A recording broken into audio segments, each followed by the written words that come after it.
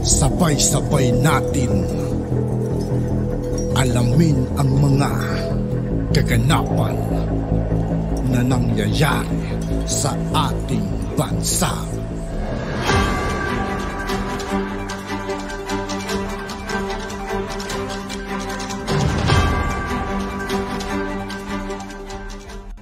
Yo, what's up mga kaibigan? This is I2K po again. Ngayon nandito ulit tayo sa channel ni Banat News Updates. Dito ulit tayo magbibigay ng komento at reaksyon. Kaya samahan nyo ako guys. Let's go! NBI, bigo pong madakip si Pastor Apollo Kibuloy.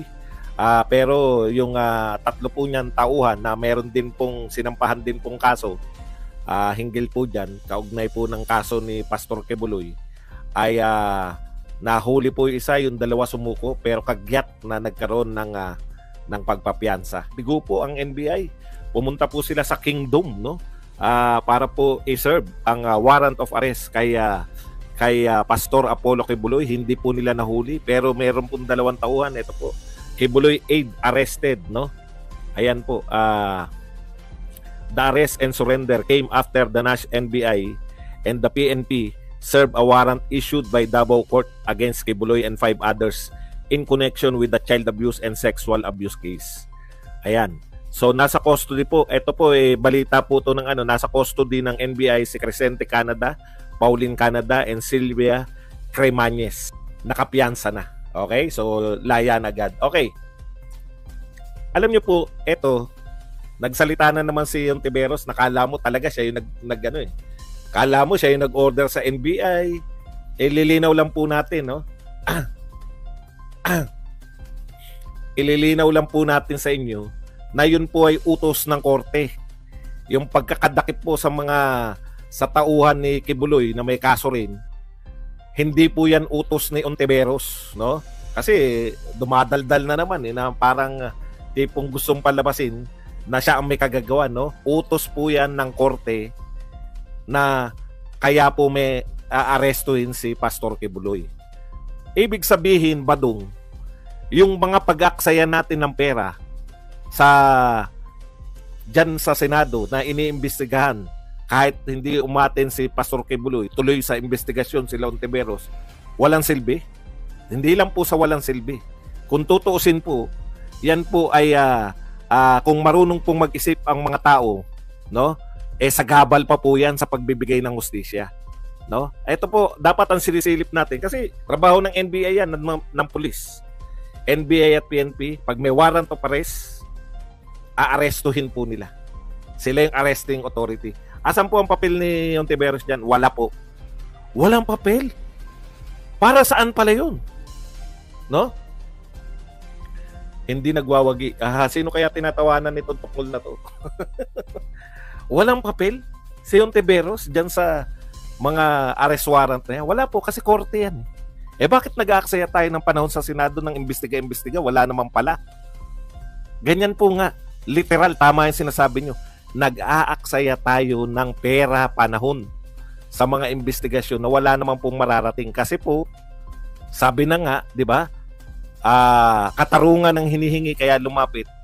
Ito po bakit po lalapit sa senador yung ipagpalagay po natin? Hindi po ako naniniwala kay hindi po ako naniniwala na guilty si Pastor Kibuloy. Ilinaw ko lang Pero for the sake of argument, ipagpalagay po natin na guilty nga si Kibuloy. Lumapit kay Ontiveros yung mga biktima. Ano po yung purpose niyo bakit lumapit sa tingin niyo? Kaya po lumalapit, no? Kaya po lumapit kay mamaya ka na magtanong. Sasagutin kita mamaya. Pero kung hindi ka titigil, tatanggalin muna kita. Ano nyo muna? Pagpahingayin nyo muna. Para pagpanahon na ng tanong, tsaka siya magtanong. Okay. Ulitin ko Ipagpalagay lang natin na guilty si Kibuloy.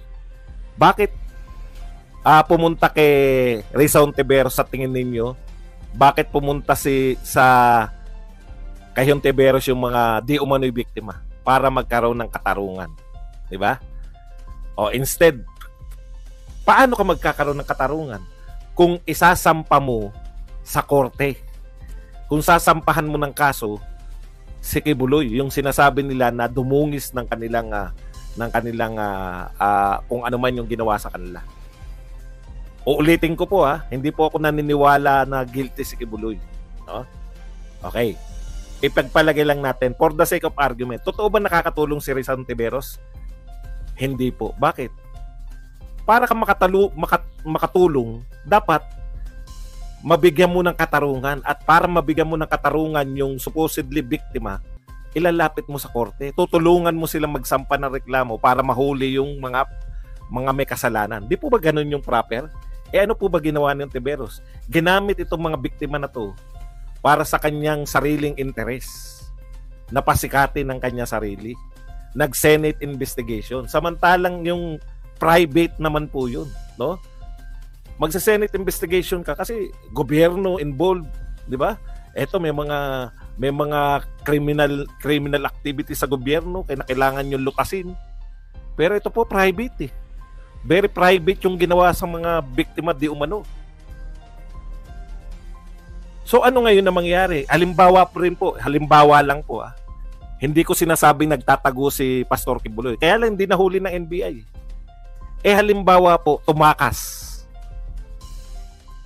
Alam na niya Kasi inimbestigahan sa Senado Alam niyo yun? Isa po sa mga dahilan kung paano nahuhuli yung mga di umano'y kriminal. Yung hindi nila alam na huhulihin sila. Pero yung ginawa ni Ontiveros, pinaalam sa buong Pilipinas o sa buong mundo na itong mga to nagrereklamo, ito yung kanilang gustong ikaso kay Kibuloy. Alam na lahat.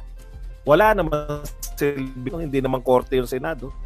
So kung ako guilty, ako na, hindi na si Pastor Kibuloy. Halimbawa ako guilty, alam ko na puta, matindi tong ebidensya na to. Kilala ko yan. Yan nga, ginawan ko yan. Kunwari ako yun at guilty ako. Ano sa tingin niyo yung gagawin ko? Kung ako yun, baka nagtago na ako. Nakaalis na ako sa Pilipinas. Nakatulong ba si Ontiveros o hindi? Yun yung sinasabi natin, no? Ang purpose mo dapat, kung may humingi sa iyo ng tulong, magkaroon ng katarungan, mabigyan sila ng katarungan. Proper court. Matagal na namin sinasabi yan. Ngayon, nasa proper court na. Hindi na nila nakita si Kibuloy. alam niyo yung ibig ko sabihin? Nauna kasi na mag-grandstanding. Kulelat naman sa mga sarbi.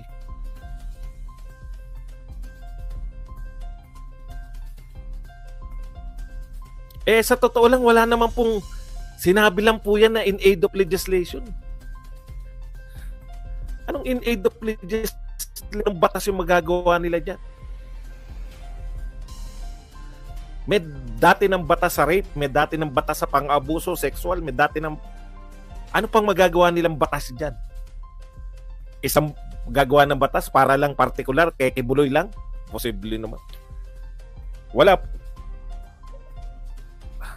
Kung ibig sabihin, kung may krimen sa tingin ng senador, may krimen na ginawa at wala pang crime.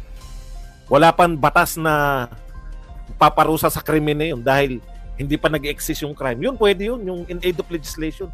Lahat ng binibintang nyo kay Buloy, bintang lahat ng binibintang nyo kay Buloy, may batas ng ganyan. May batas na sa rape, may batas na sa human trafficking, may batas na sa sexual abuse, may batas na ano pang batas yung lilikhain mo?